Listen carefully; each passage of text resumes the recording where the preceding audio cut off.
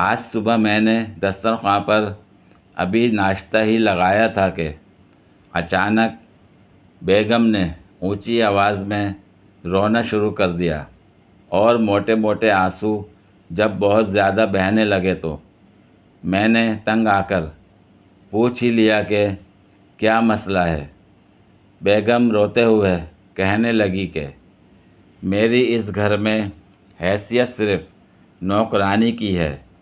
ये सुनकर मेरे तन बदन में आग लग गई और मैंने गुस्से से कहा कि खाना मैंने बनाया, बर्तन कपड़े में धोता हूँ, इस्त्री मैं करता हूँ, घर में झाड़ू मैं लगाता हूँ, तो नौकरानी तुम कैसे हुई?